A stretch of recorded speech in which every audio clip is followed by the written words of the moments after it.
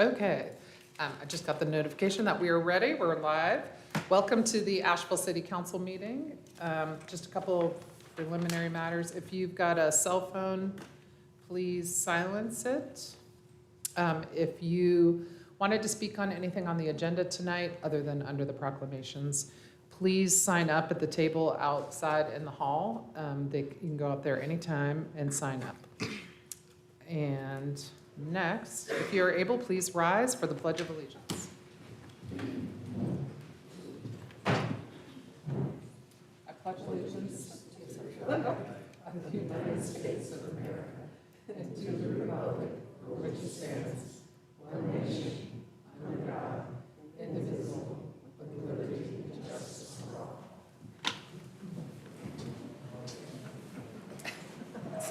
We got enough cheers.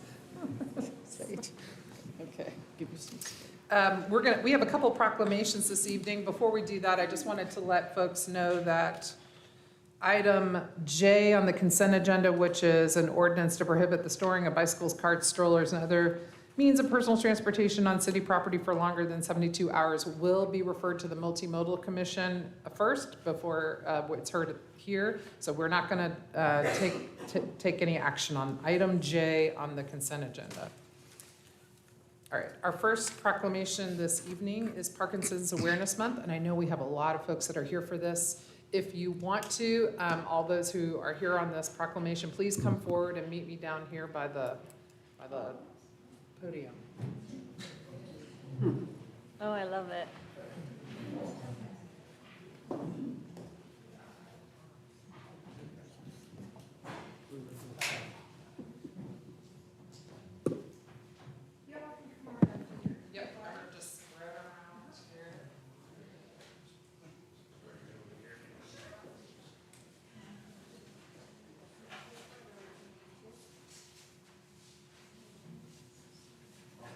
We have a big crowd here tonight for this proclamation.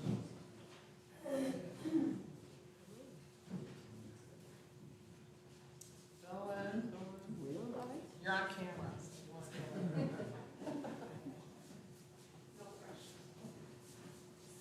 Yeah, sun can go on that side.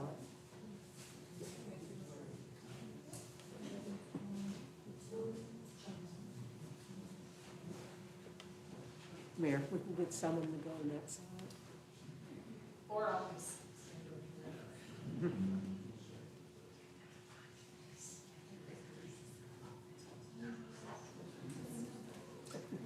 Y'all can go over to that side as well, too. The bike that's a little bit more room for you.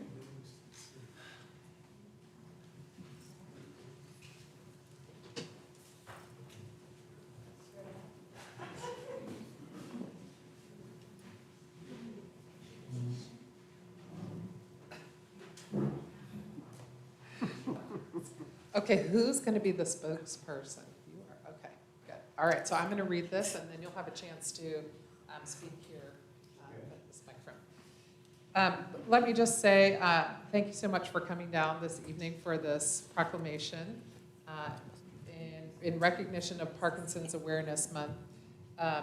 My grandfather died of complications from Parkinson's, and a good friend has recently been diagnosed, and I know it affects many people, so we're going to hear about that in this proclamation. Whereas Parkinson's disease is a chronic progressive neurological disease and in the second most common neurodegenerative disease in the United States. Whereas Parkinson's disease is estimated to affect approximately 1 million people in the United States, and the prevalence will rise to 1.2 million by 2030. Whereas Parkinson's disease is the 14th leading cause of death in the United States according to the Centers for Disease Control and Prevention. Whereas it is estimated that the economic burden of Parkinson's disease is at least $52 billion annually, including direct and indirect costs, including treatment, Social Security payments, and lost income to patients and family members. Whereas research suggests the cause of Parkinson's disease is a combination of genetic and environmental factors, but the exact cause and progression of the disease is still unknown.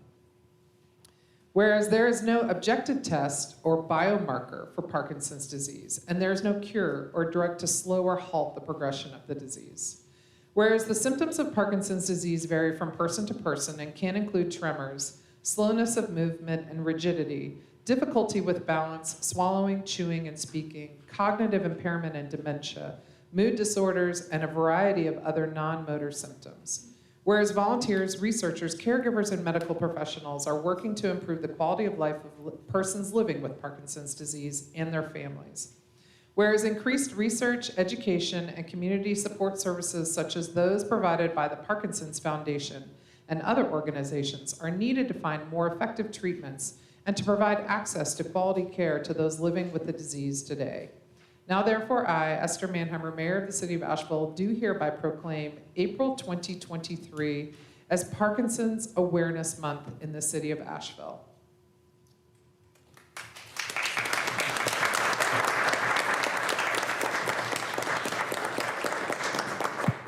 I want to thank the Mayor, Manheimer, and the City Council for giving us a segment of your busy agenda today. This is most of what I was going to say is in the proclamation, so I'm going to be very brief. It mentions in here that there's 1 million people with Parkinson's, but there's probably 5 million people affected by Parkinson's. The caregivers, the family members are all a part of the disease. So we need a lot of help, and there's a House Bill 8585 that was reintroduced in this session. I don't know if it has a new number or not, but everybody can go on the web and look for the national plan to eliminate Parkinson's, and there's a form you can send to your congressman to tell them to support that bill. There's, as Esther, as the mayor mentioned, there's a million or so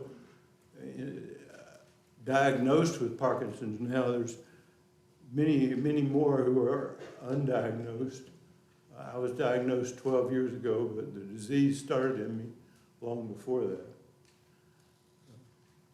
I'm here representing the Parkinson's Support Group of Asheville.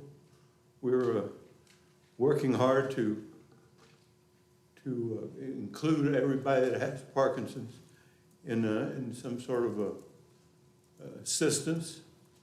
We're growing, and there's probably 2,500 people in Western North Carolina that have Parkinson's, and we should all get behind the legislative agenda to make the bill pass to end Parkinson's.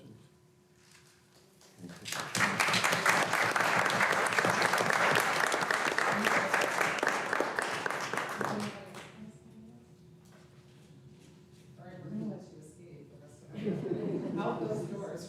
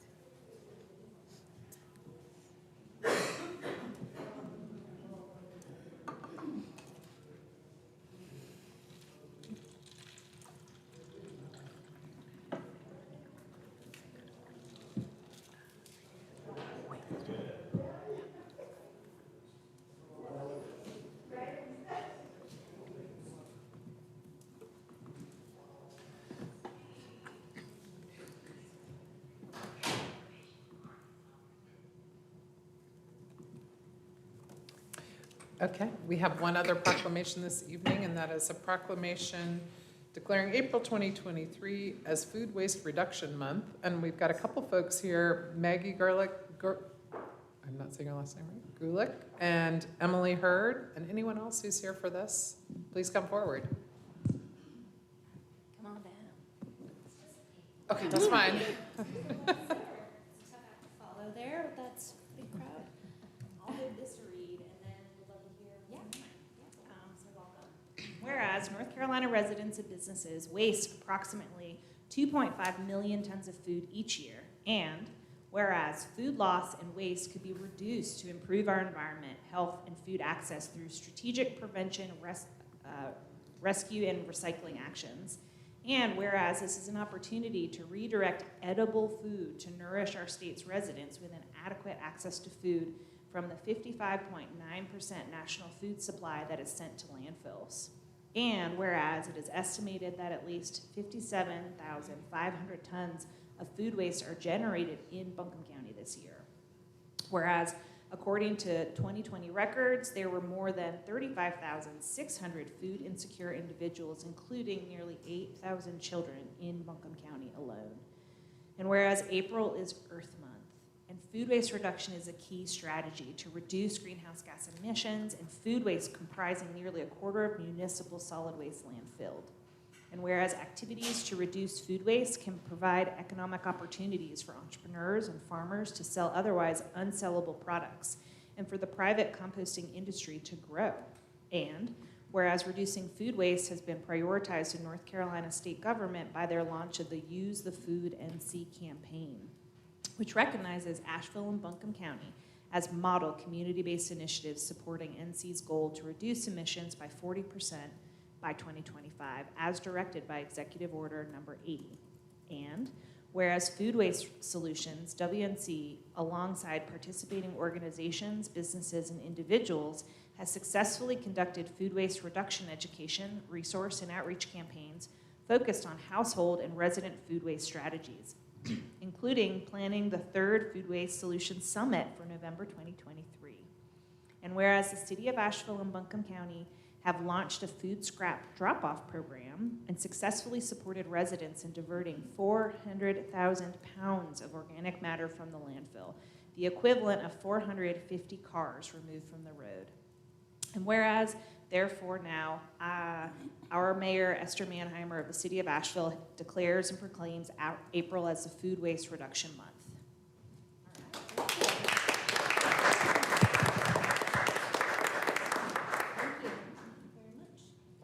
I'll just say a few words. I'll try not to rehash things that were just read. But thanks again for listening to the proclamation. My name is Maggie Gulick, and I'm speaking on behalf of Food Waste Solutions, Western North Carolina, which is a community of volunteer organizations and institutions, individuals throughout the community, Asheville and Buncombe County, and across Western North Carolina, truly. And I did a few words in support of the proclamation as well. So as you heard, Buncombe County generates nearly 60,000 tons of food waste. That was the estimate for 2020, and I'm sure that's gone up since that time, and 8,000 of those were children. At the same time, 8,000 of the nearly 36,000 individuals who were food insecure were children, without reliable access to affordable, nutritious food. And a large amount of that, nearly 60,000 tons, is still edible food. It's not just food scraps and compostable materials. Luckily, food waste is a problem that can be solved with benefits from reducing greenhouse gas emissions, as you heard, that are associated with growing and delivering the food that doesn't get consumed, to keeping it from the landfill, where uneaten food currently takes up more space than any other single material, and that's true across the country. And to, in many cases, where edible food is diverted from the trash, feeding hungry people. So win-wins all around. Again, I want to speak a little bit more about Food Waste Solutions. We've got 5 working groups focusing on food access and justice. composting, education, redistribution, and restaurants and retail. So tackling this problem from, a myriad of angles. And all of this work supports several city-adopted resolutions, from the Food Policy Action Plan to the 4% carbon reduction goal, among others. And again, this month, for the third April in a row, we are working on an education campaign to engage community members, provide tips about how to reduce food waste at home, spread the word about programs like the food scrap drop-off program. There's now 6 across the county, which, as you heard, has kept over 400,000 pounds of food out of the landfill since 2021. And then also to let people know about our special event called Taste It, Don't Waste It, which is a chef's challenge featuring local Asheville chefs creating delights with food that might otherwise be thrown away. And it's free to the public. This year we're having it at the Mule, Devil's Foot, and there'll be live music. I highly recommend that you come if you can. Everyone's invited. You can see Tasty Diner's Steve Goff defend his title from last year. So again, check out our website, foodwaste.org, wncfoodwaste.org, excuse me, to learn more about the programs, the resources, the events coming up, including the summit. And also, if anyone is interested in becoming a sponsor for the summit, that's also something you can learn about on the website. Thank you for your continued commitment to residents of Western North Carolina and for supporting this proclamation. Thanks. Thank you.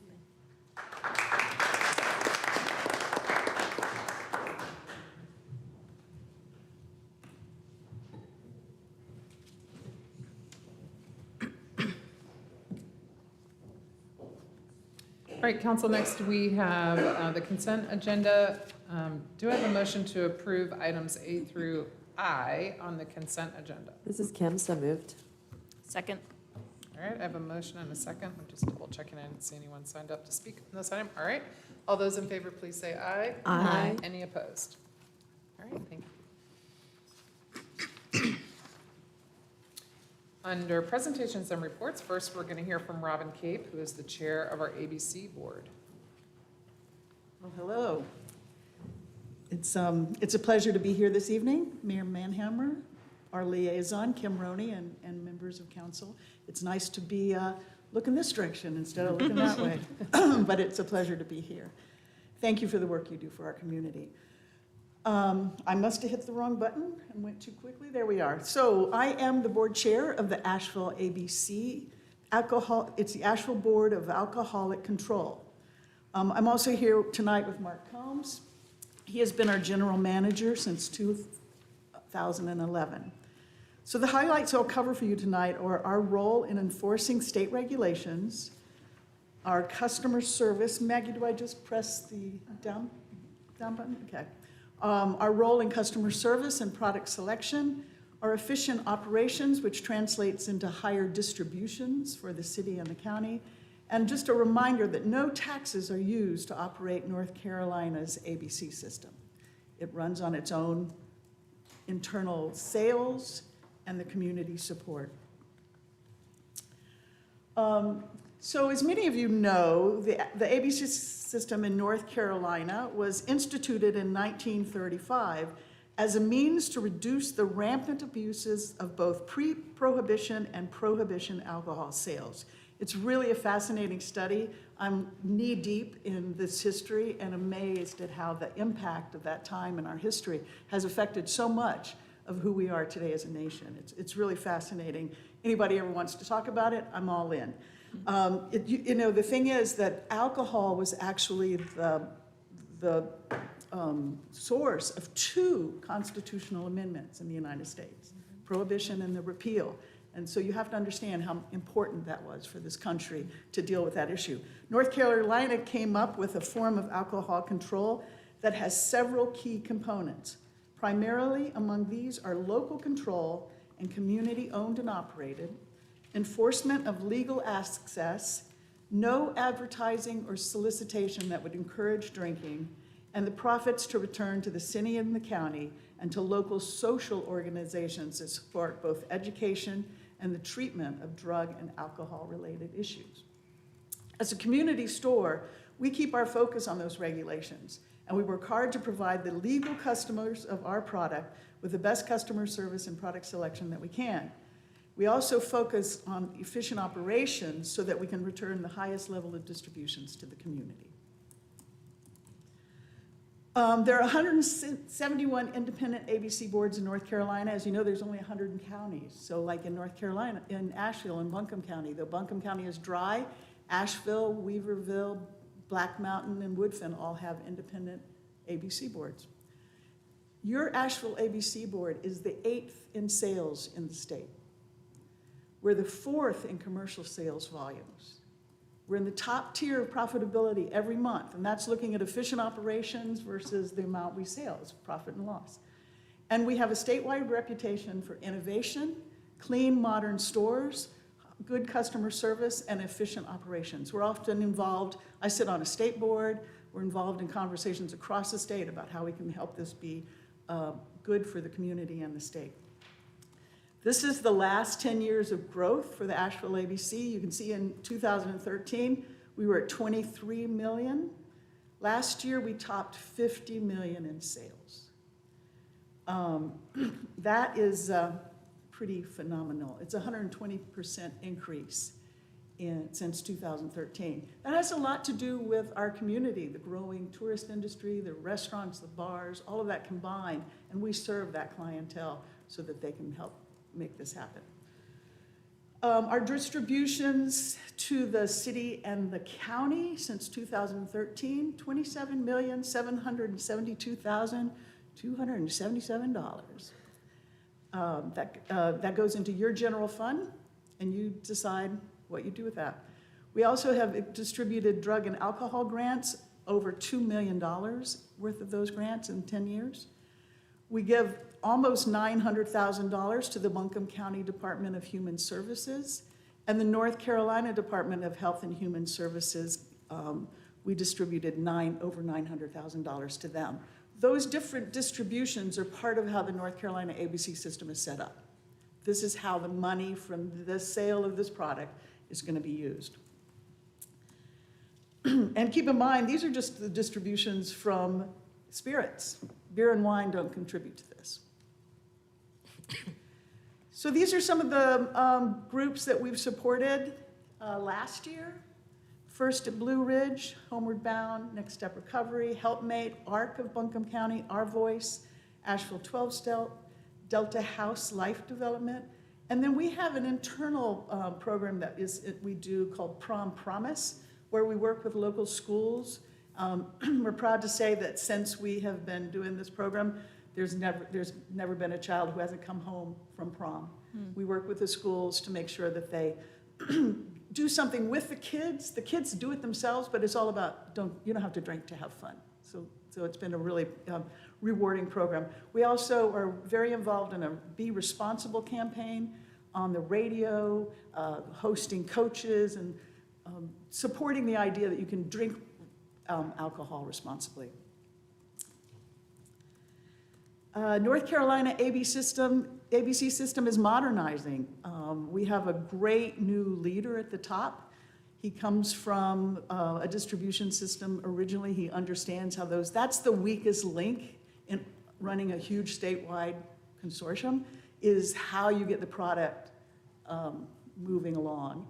And so the next slide, I should do that. So he is working on statewide distribution and warehouse improvements, because that'll be the key to making sure we have the product, timely fashion, and get it to people as we need it. Is that a picture of him? No, yeah, that's a picture of him. He's looking forward, absolutely. I'm sorry. But this year, the things that have happened this year already is we have a big support for North Carolina distilleries, growing that small, like just we saw breweries grow, we're growing small local businesses in the distillery industry, helping them have shelf space. Have to keep in mind that if you're a big retailer, you don't necessarily want to have products from a local company who doesn't sell very much. It doesn't do you any good. That shelf space in your way. We all have a mandate to make sure North Carolina products are featured. We've increased our special orders. We do more special orders than almost anybody in the state. They've started delivery to our mixed beverage customers. So we're working in tandem with a delivery company. They can call up and say, we need to have this delivered, and then this third-party company will come pick it up from us and deliver it to the mixed beverages and restaurants so that they can have the product when they need it. We've instituted tastings in stores. So, a lot of times you're saying, what is this stuff? Why am I going to buy something a little more expensive? Well, you're letting people taste some things. It's very organized, but it's a very interesting process. There's now refrigeration for a big product that's started to happen, which is called ready to drink. You've seen them. I know we've all had that kind of look. Refrigeration in an ABC store. So it's like gin and tonics to go, mojitos to go. People will take them to a party or to an event or take them home, and once they get there, be able to enjoy them ready to go. There's been changes to the whole bars situation in North Carolina. No longer has to be a membership organization.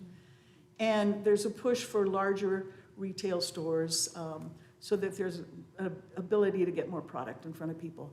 We have, and I've been showing you pictures of our stores. We make a point of having stores that feel easy to see, comfortable, accessible, safe, and serve our clientele. That's our mandate. Is we have to, it's a legal product, and we want to make sure people are comfortable when they want to come and buy it. As I said, the next on for the statewide ABC, this warehouse is will be a big deal, and it's something that needs to happen. It's where all the pinch points are in the system. Expanded product choice, there's a lot going on behind the scenes, how we make sure that that's the one complaint you'll hear from people is, I can't get this thing I can get in Colorado. Well, we're working on it. We're trying to do it, and having a larger warehouse will help that. And then developing and creating the commercial customer partnerships that are key to communities, good restaurants, good places, hotels. Grove Park Inn is like the second biggest customer in the state. Something to keep in mind that's a lot. Whoa. That's our job, serving them, make sure they can serve their clientele. So that's a little overview. That's one of our stores. You can see that they're very attractive stores, and we'd like you to come visit them if you would like, and if you have any questions for us, we're happy to answer them. I have a question. Yes, ma'am. What does you said a push for larger retail stores, what does that look like? Well, I think in a lot of places, that's where people say we need to privatize because the stores aren't big enough. Our stores are big enough for the most part, but there are so many more products. It's just like, remember a few years ago, like the foodie thing was growing, and people were trying more and more different foods, and there's more products out there. There are growing amounts of products in the distillery and the spirits. Plus, you have to remember, there's a big conversation in North Carolina about who's going to do marijuana when that happens. Right. Maybe you need a whole new section to your ABC store. Because it'll fall. Well, that's a whole other topic. I know. Yeah, right. I'm not saying it'll go through ABC. And you're exactly right. We don't happen to believe that it needs to be in the same store. If that does come to fruition, we do think that, and we want to remind people that North Carolina has one of the most successful control systems in the country. Every state does it differently, but we are really high in profitability, reduced impacts and costs. So there's that sweet spot of making it work for the community and yet giving people the liberty and the freedom to buy a product that they want. I think the North Carolina ABC the system would be the right way to do cannabis, but that conversation is not being had right at this point in time. Larger stores just mean I don't Very know. diplomatic of Yeah, you. and I was just wondering about the licensing process. I'm sorry? Licensing process for the expansion on the retail part. Are you, yeah. So I've just heard, a lot of things about ABC as far as the licensing. There was a lot of, Licensing for the retail stores. retail stores. Yeah, the So retail. basically, the thing to keep in mind, and what I love about the ABC system, it is very clear what the rules are. There's no wiggle room on these rules. The rules are very clear. Now, the rules need to be changed periodically and brought up to date and modernized, as you all deal with things all the time. So there is a licensing process. There are issues that come up, changing dynamics of communities come up against old rules, and those things need to be tweaked, right? Okay, And okay. that's what's in the process. When we say modernize, Yes. we mean like, what are the things that are getting in the way of current communities being able to have their. Yeah, well, that's what I was concerned about. Yeah, thank Yeah. you. Yeah. Okay, so you're in the process, working on all those things. Well, you have to realize we're the foot soldiers of the big, the people at the state level. We internally make no decisions. We just follow the rules. And so where the rules are made is in our state legislature. Okay. And that's where the tweaks are being made, that's where the changes, but we just, there's no room in the ABC system for individual stores to like make up rules. We can be creative in terms of like, within the framework, but there's no rules that we can change permitting or any of that kind of stuff. Okay, thank All- you. We Done are, by the state. exactly, we are here to help you, though. If you have any people who have questions, please send them to us, Okay. and we will help them manage Manage the that rule process. system. Thank Yeah, you so Thank much. you so much. Appreciate If I might, I just want to say it's been a real pleasure to be the liaison, though I had to do, in my previous role in the food service industry, ordering through the system, getting to see the process and the focus on customer service and quality operations has been eye-opening and a real pleasure. I think we have great quality staff. I also wanted to name appreciation for the highlighting of local distillers, which we know is possible because of our control system. Even though it's a small but mighty number, and it's important. That's right. Later today, we are scheduled as this body to make an appointment to the 5-member ABC board. And I just wanted to say thanks to Sharon West for her years of service on our ABC board. Absolutely. It was a pleasure to have her, and we're wishing her great future ahead. Yeah, we're here for, we are the community's business. If you have any questions at all, please come and we'll help you understand it. Thank you. Thank you.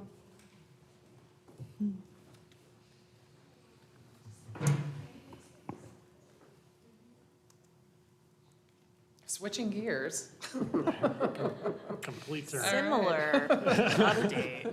Now we're going to have the manager's report, capital improvement program update. Take it All away. righty, I'll just make some brief introductory comments, and then we're going to send it over to Jay Dundas, who is the director of our capital projects department.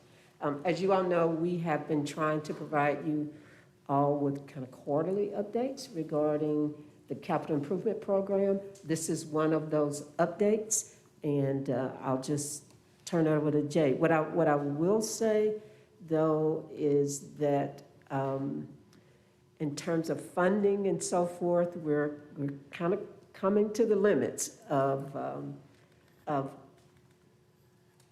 revenue that we have available to fund some much-needed projects, and especially after we finish our assessment of facilities.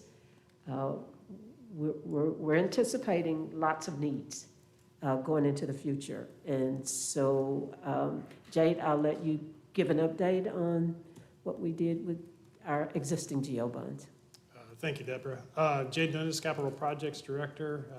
Thank you, Mayor and Council, for the opportunity to present tonight. Really wanted to, I guess, start out by talking about the three main areas that we're going to highlight. Deborah is absolutely correct, is that we are working on a comprehensive study, which Walter was here in front of you last work session last week, or 2 weeks ago, and talked about what we're finding out about our facilities. So there is a price tag associated with that, and we'll continue to roll those out, those findings out over time. Today's presentation really focuses on three areas. An update on the bond and the challenges that we're experiencing right now and how we're trying to overcome those challenges. Focus area was requested we talk about City Hall projects and get an update on that, dispel some rumors about 7th floor potentially. And then also to highlight a public art project that's going on right now for the Broadway Public Safety Station. So the key takeaways of this presentation are public engagement remains a top priority for capital construction projects. Bond projects highlighted in today's presentation will require future council action in order for us to maintain budgets and schedules.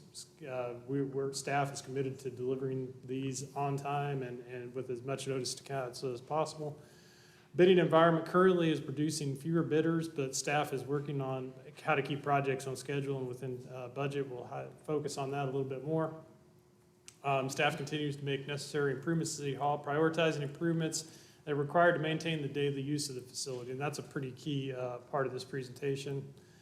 2016 GEO bond projects need to be encumbered by mid-October. I have been up here before telling you that we had committed to a summer deadline where we were trying to get as much moved as fast as we can. But again, the challenges that I'll highlight are really kind of affecting those delivery dates. And then we're working to increase BIPOC participation in the contractor bidding pool. This is a busy slide, but I really wanted to use it to illustrate the things that are necessary for us to go through in order to get a project from design to award.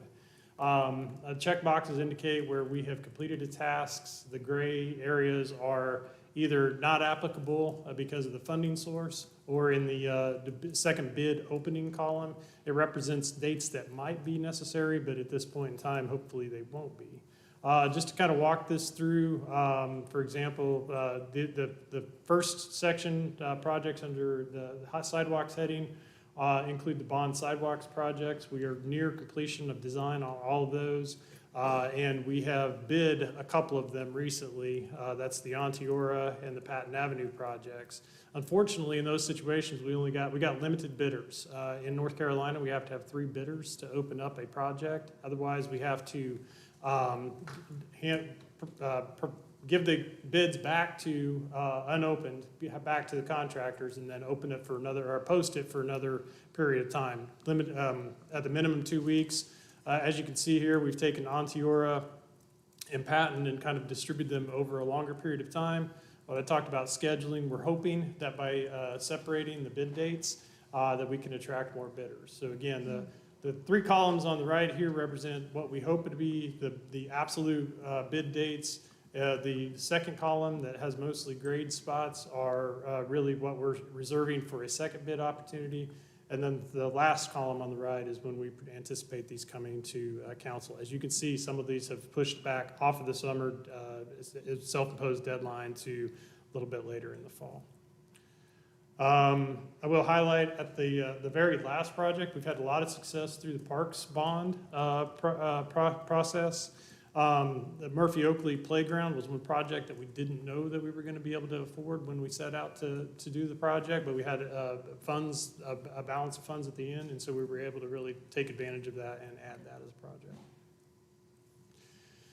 As I'd mentioned, bidder turnout is currently a big challenge for us.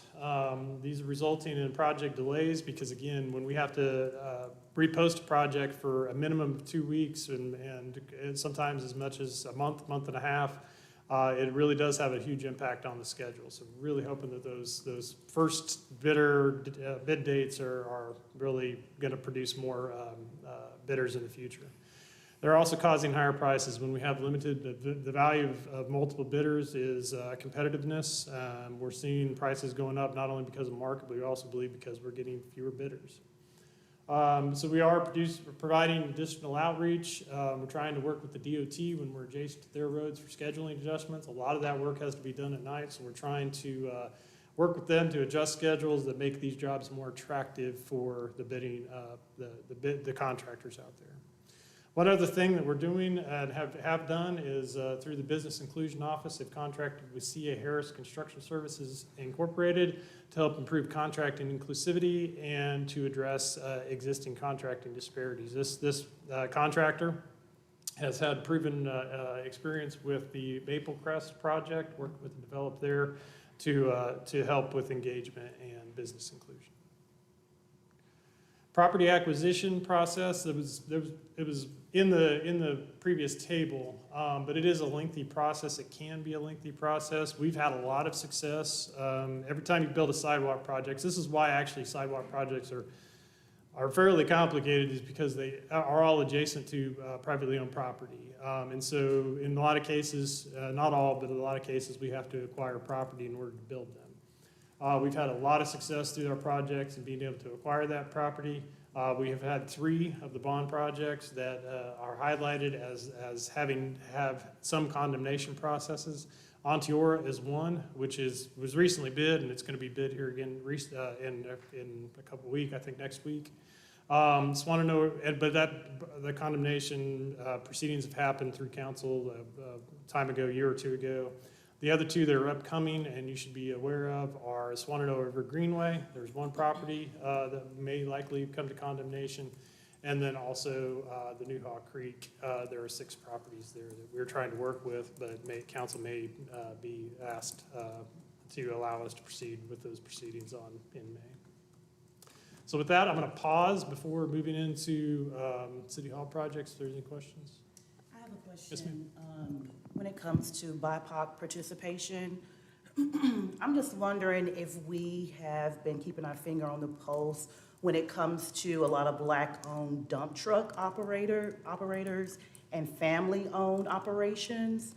It seems like if we did some type of vendor preparedness program where their experience can be converted into bidding, Yes, ma'am. then we can increase our numbers. From the time that the pandemic started, I'm seeing more trucking businesses in the Black community. So let's have a conversation about that at your convenience. You mentioned C.A. Harris.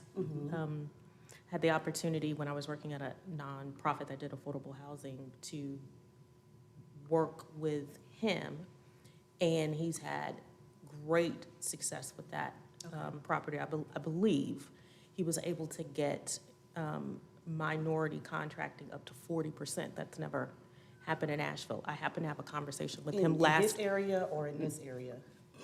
here at Maple Crest. So I was having a conversation with him last week, and he is particularly interested in fostering smaller businesses, preparing them to get into a position to become eventual bidders. So I'm sure he would love to Yeah.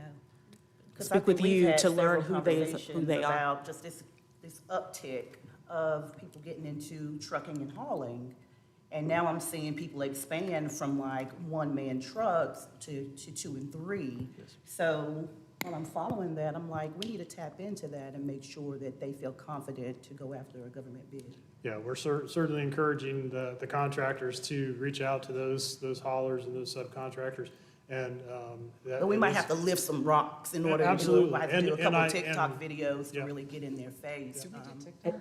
I'm sure we should. I think we need to do a team TikTok video. Conversations about doing TikTok. It might be a little bit out of my skill set. So, And that's the reason that we Get on hired TikTok. someone outside, because we knew we could not do all of that research and the heavy lifting internally, but we know that that is definitely a priority for the city and council to be as inclusive as possible, particularly since our last disparity study said that we're not performing, so we are trying to get better at that, to do the kind of outreach and the, we got to just dig deep into the community to uncover those businesses, because they're not naturally coming to us, and some of them may not be prepared. But if we could help them, that's part of it as well, not just getting them into the door, but also getting them prepared to come to the door or to another door. And Because I'm we wondering think if that that helps us as preparedness well. comes with some type of incentive, like connecting with Mr. Harris. So that Absolutely. they can get the experience while they're gaining their confidence. Yes, Yeah, I believe that's his specialty, in making those connections. that's correct. I have a question about that. You mentioned contract pursuit, especially because we're short on bids. So what does that look like? Because I look at item F on the consent agenda, and it gives me some understanding about the difficulty where only one person participates, but they don't submit a bid. And I just wondered if all of our outreach positions are staffed in City Hall to be able to do that direct outreach and relationship building? So we're doing outreach across the organization. I think we're experiencing these limited bid turnout on organizationally. Really, the only area that we haven't experienced that is road resurfacing. Public Works has gotten some good bid turnout and actually good bids as a result of that. We typically have project managers that are trying to shepherding through the design and then also the bidding process. They're most knowledgeable. They're reaching out to those general contractors, especially when we have low bidder turnout. They'll double their efforts to get out there and try to understand why we're seeing limited bids and try to help. Again, if there's modifications we can make to schedules or working hours, those are things that we're trying to consider. So we're definitely trying to reach out to the contracting community to help improve that turnout. I know it's something that's come up before, but for example, I know we send an email blast out when a bid is open, but could we send a text blast, for example? Yeah, that would definitely, our purchasing department is got the bid page. I know that there's a Twitter, I think there are various methods of communication through there. I don't know all of them. But certainly, anything that we can do to help expand that would be. And one other thing, the same way that we are having employment challenges, contractors are having the same employment challenges as well. There's just not enough people to do the work. And that's why we are trying to do as many innovative things that we can to increase that pool of available resources to help us get some of these jobs done. I have two other question-ish things. Well, first of all, I just wanted to say I'm glad the Murphy Oakley Playground is added to the list. It's going to be an inclusive playground. I got to participate in the input process with some neighbors. It was curated by Rebecca, Lori, and Susanna. They did an awesome job. It was Valentine's. They had like Valentine making tables. It was really precious. There's like going to be musical instruments that are actually tuned, and you get to help pick them out. But that made me wonder, is the dashboard up to date? Because if you Google Asheville Bond dashboard, it's really easy to see that tool. And I think it was a great example of how we're able to communicate the work that we do with the public. But if it's not up to date, it wouldn't be useful. So do we know if it's up to date? Yeah, we try to keep it up to date. So the financials are updated daily, but the narrative and the explanation of the projects, we query the project managers, I believe monthly, Great. It could be quarterly, but it's fairly often to try to make sure that those things are up to date. And then Just piggybacking on that, we do have other pages on the website Yes. that are kind of more detailed, and sometimes they can get off on their timeline. right. So, I mean, I know it's a pain to try to sync them all up. But it's a really great tool. I use it, and I just wanted to make sure it was up to date. But that made me think, as we get close to this deadline and we start to feel that pinch, like, uh-oh, things got to be done. Do we have like a list of 5 things that need to get done that we could substitute in if for some reason we got in a pinch point? So we're not up to the deadline and like, oh my gosh, we have to do something emergency. Yeah, so in being able to identify the project like Murphy Oakley, we had made a lot of progress with the parks bond, and so we really set out to try to figure out what was next and the next several projects, and so we were able to working with parks, able to roll that one in pretty quick. The items that we have. We don't believe we're going to have any additional funds in the transportation, but the one thing about the bond funding is they have to stay in their category. So Right. Transportation projects have to go to transportation, parks to parks, and then affordable housing to affordable housing. So we don't have a backup list of transportation projects at this point, but we're going to exhaust all the funds out of Well, I those. can speak from as a former member of the Transit Committee, we had talked about potentially, could we have a low-cost, fast option for stops that are never going to be able to have a full bus stop and ADA-compliant landing place, but could have a fold-out seat for people while they're waiting? And it was a very low cost, and we were often told if there's funds left. So that's something that was like, if it has to stay in its lane. But another thing is, as I was riding the bus a couple weeks ago, I noticed that some of the bond project stops had issues. So are we hoping that we'll like go back and look and say, like, these are the things we committed to doing, here's their current status, and it's all still done? Because it seemed like maybe some things are getting undone. That should be part of the maintenance program, but we'll definitely look into that. And as you Okay. mentioned, the bus stops, those were done early, and those are certainly something that we could, if we had excess funds, we could identify another round of bus stops and speed control devices. Great. humps and speed cushions as well. So moving on to city council, or the city hall projects rather, is that this demonstrates the expenditures that we've had in this building on major capital projects in the last 5 or 6 years. These are the years in which they were funded or contracted. Some of these, I've highlighted most of these in the presentation. The ones that you just really don't photograph very well are the basement structural repairs. The loggia of this right underneath us is over the top of the basement.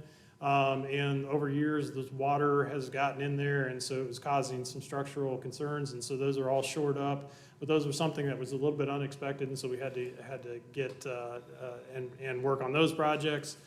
7th floor, we did some design, and we have a full design of what that upfit would look like.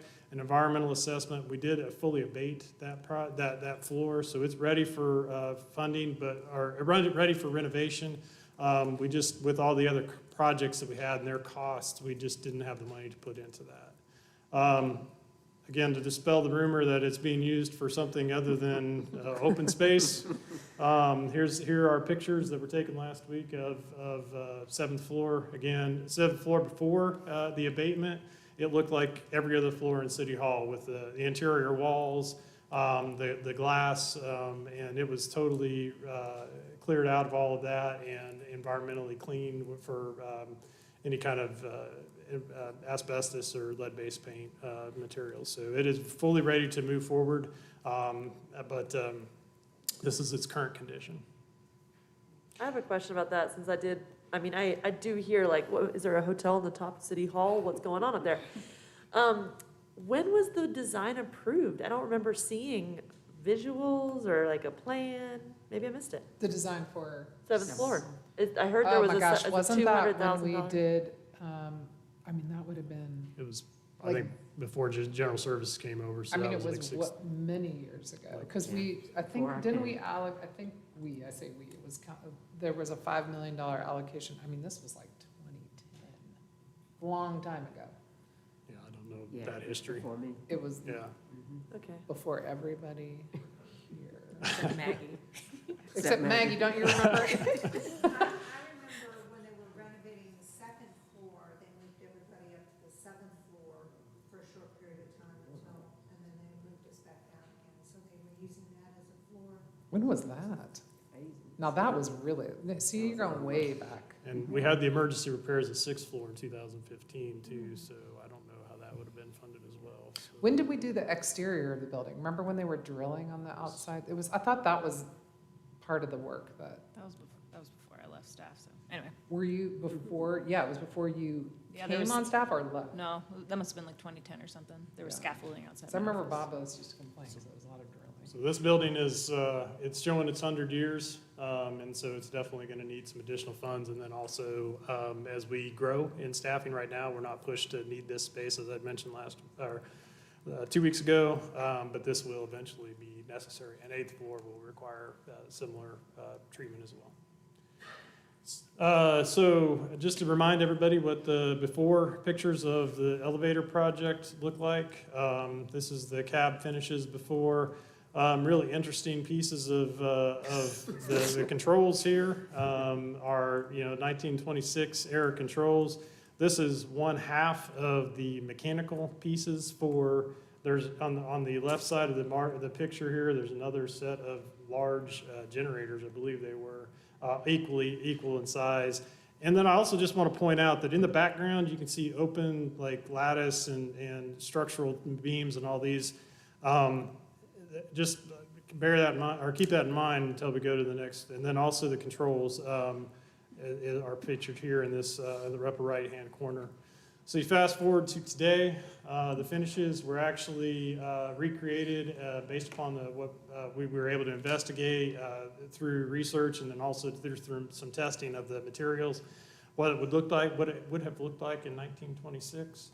Those old controls, open boards are now contained in these modern day control units, control cabinets. Everything that was in those large spaces is controlled in here. The upgrade of the cab controls allows us to modernize, make all the buttons functional, but there are safety improvements here as well. These new modern elevators are equipped not only with call buttons for voice, but they're also video monitored as well, which is a modern elevator code. So we had to bring them up to the standard code compliance. And then also, this is the entire mechanical equipment. So like I said, you had the 3 big units that were in the previous picture, and then 3 other big units. These are all self-contained in these motors and winches here, or pulley systems rather. Now, I would like I said, the open space and lattice work, this drywall in the pictures, the white spaces behind. There's actually, to meet fire code, we actually had to build a room around the equipment. So it was a pretty intense project up there. Additionally, it's 800,000 plus on boilers, modernized boilers. These are high efficiency boilers that provide additional redundancy just for the purposes of context. And then again, the building has terracotta along the outsides at the cupola, this is the condition, the left and the right photos are the conditions of this thing before this most recent project. And there you can see they're cracked and the grout joints are open. The middle picture here is a restored grout joint, and there was a lot of work. With these cracks in the materials, water was infiltrating through the roof and actually causing damage. So this was a necessary project. All right. Pause real quick. I'm about done here. So, any questions on City Hall projects? Hopefully, we've. I love seeing all the efficiency stuff. Variable speed drives, new boilers. Yeah. Yeah. We're trying to get it to the 21st century here. All right. So to conclude, we are working on a public art project. You see the background, the Broadway Public Safety Station, which is under construction. It will have a public art project, and we are down to 2 possible pieces. One, we're just going to build the one, but these are the 2 possible options.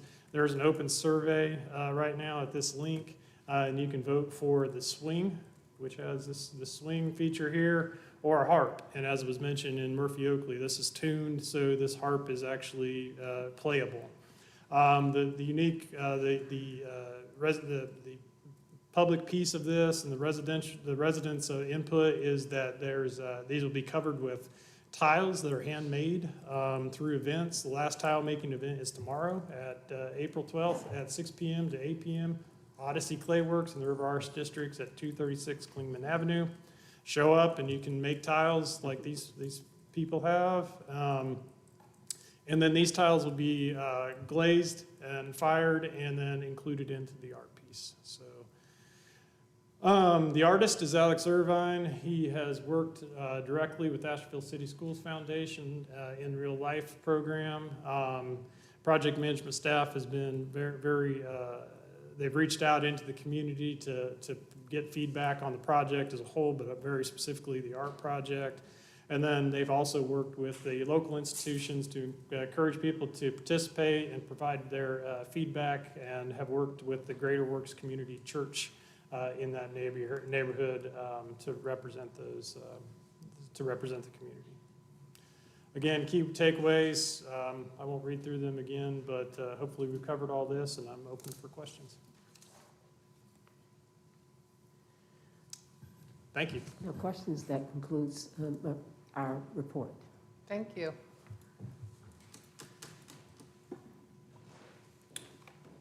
Okay, council, we have one public hearing item tonight. That's a public hearing to consider an ordinance to approve an annexation agreement between the city of Asheville and the town of Woodfin, designating a non-contiguous area as not subject to annexation by the city of Asheville. And Will Palmquist is here to present this item to us again. Thank you, Mayor. Members of Council, Will Palmquist with Planning and Urban Design. This will be a little different than what I usually present on. We're having some technical issues with one of the TVs, but hopefully it comes back online for the audience. This is an annexation agreement between the town of Woodfin and the city of Asheville before you tonight. It's for 3 properties as shown here. You can see the overall location map and then the detailed map as well. Just go back to read that the addresses are 810 Elk Mountain Scenic Highway and 99999 Mundy Cove Road. As you can see on this map, the subject property, as measured from the closest point, is closer to the city of Asheville than it is to the town of Woodfin, and I'll mention why this is important in a minute.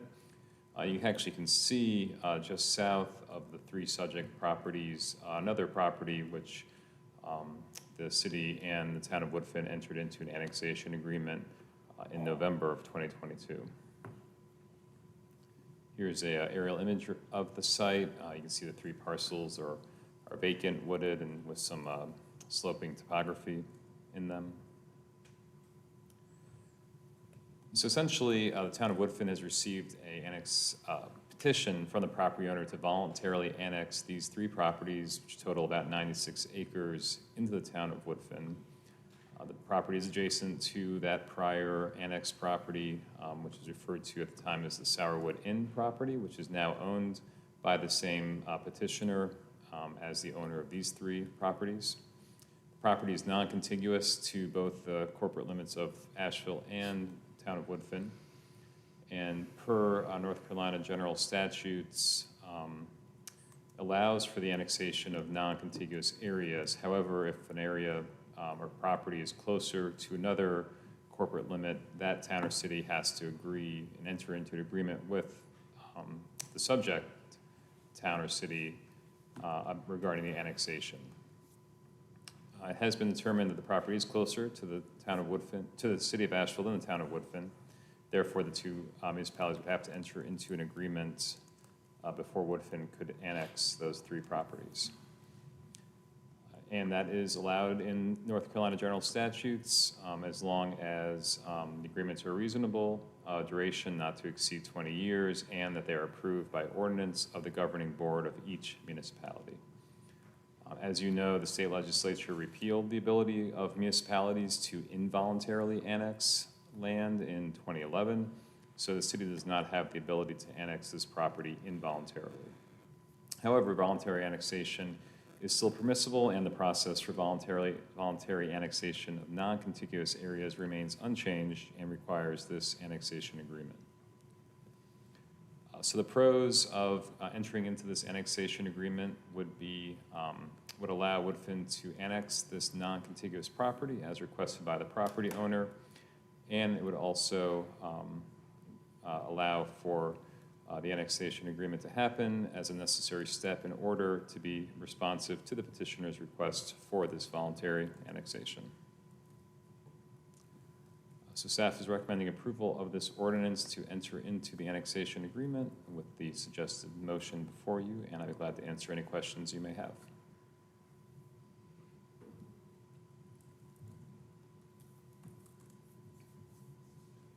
Okay. I think we're thoroughly educated about this, so.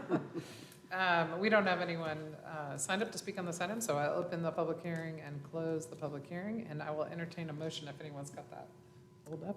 I move to adopt an ordinance approving an annexation agreement with the town of Woodfin designating the 96.15 plus or minus acre property as described herein, a non-contiguous area as not subject to annexation by the city of Asheville. Second. All right, I have a motion and a second. All those in favor, please say aye. Aye. Any opposed? All right. Next, I need a motion to continue item B until June 13th, 2023. So moved. Oh, No. second? Okay, we have a motion and a second. All those in favor, please say aye. Aye. Any opposed? Okay. New business, I'm going to turn it over to the vice mayor for boards and commissions. Well, the boards and commissions met earlier this morning and reviewed 8 possible positions, and 4 of those were resignations. The Alcoholic Beverage Control Board, the Boards and Commissions Committee recommends the appointment of Charles Schreiber. It was voted, he was voted in unanimously. And then we have the Audit Committee, the Boards and Commissions Committee recommends. Wait, Sandra? We need to vote. Oh, I'm sorry. So I would love to second Charles from the recommendation, if you're making a motion. No, it's all right, I'm with you. Okay. So one of the reasons I'm excited for Charles to be appointed to the Alcoholic Beverage Control Board is he attended the last meeting, so he's already very active in the conversation, but also he has past experience as a small business licensee. So can I get a second? Someone? That was the second. That was second, okay.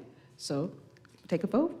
Aye. You can call for a unanimous vote. If you do not have to do individual, you can do a roll call Thank vote. you, okay, great. So everyone who votes, yes? Aye. Aye. And then, Say no, any any opposed? noes? Any opposed? No one's opposed. Okay, great, thanks. Yeah, unfortunately, I just left boards and commissions earlier today. We only had 2 people, so it was easier to do things. Okay, so now we have the audit committee. The boards and commissions committee recommends the appointment of Nate Hathaway to the CPA seat and Sandra Fringbaum to the at-large seat. I'll second. Is there, okay? And then say all those in favor. All those in favor? Say Aye. aye. Aye. Say aye. Aye. Any opposed? Aye. Any opposed? Any opposed? Okay.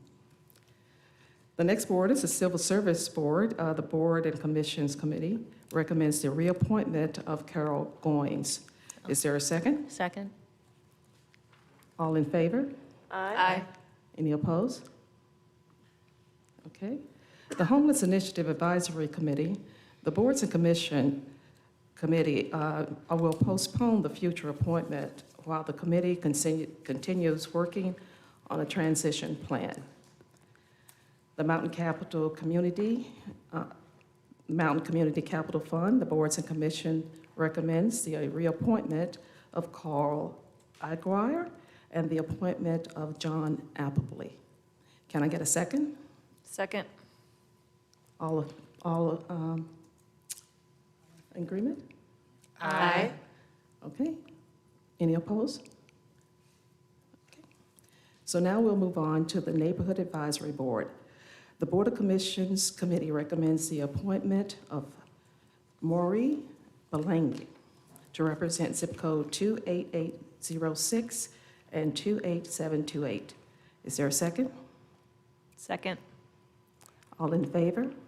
Say aye. Aye. All opposed? Okay. In other board and commission council meeting business, the change to the appointment schedule, next month committee will be canceled. The next boards and commissions council meeting will be June 13th. And also, we'd like to say that during this time, the staff has come up with a plan to have more outreach to the minority communities. Unfortunately, people were really concerned about not having more diversity on the boards. And so staff actually is working on a plan now so we can reach out to the community, just sort of as opposed to just posting applications on our site. So hopefully that will help us increase the boards and commissions for minorities. And that concludes the boards and commission business, and I'll turn it over to Mayor Manheimer. Okay, thank you. All right, to conclude our meeting, we have our general public comment. We have 3 people signed up to speak. Each person is very experienced in speaking, so I don't need to go through the rules. But the first person signed up to speak is Nina Tovish. Okay, Jonathan Wainscott.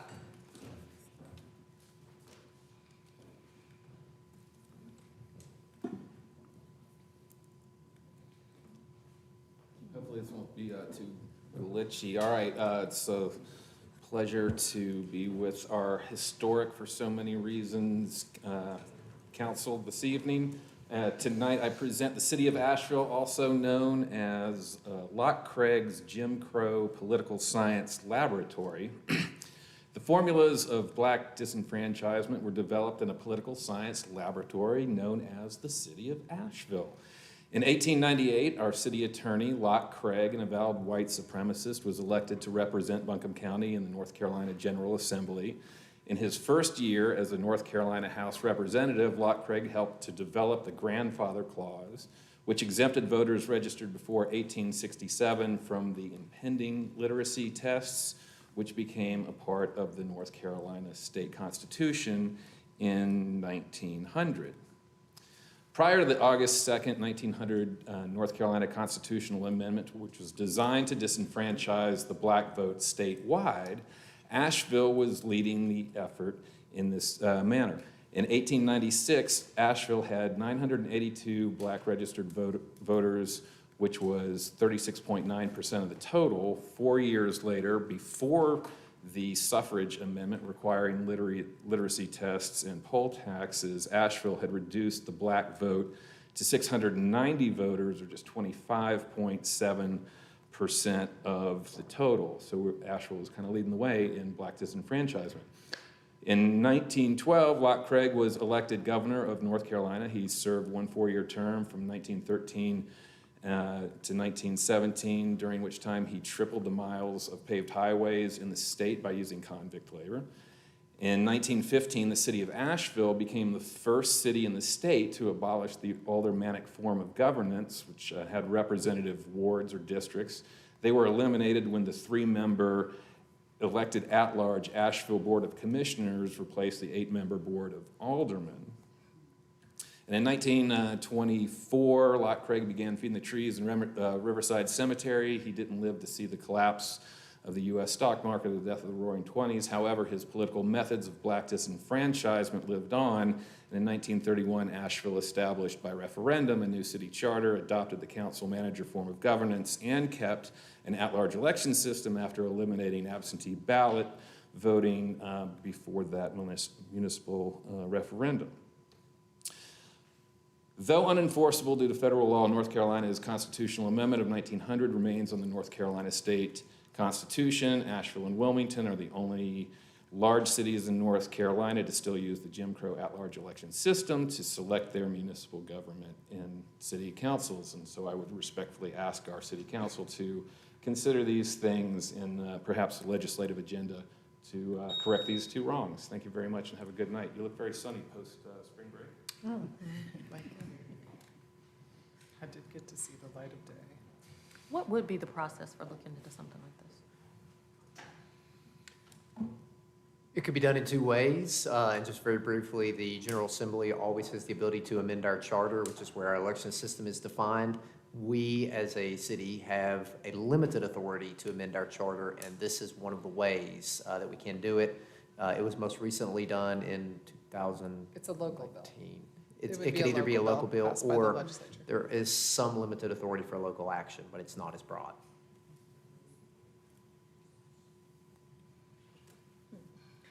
Okay, we have one other person signed up to speak, which is Timothy Sadler.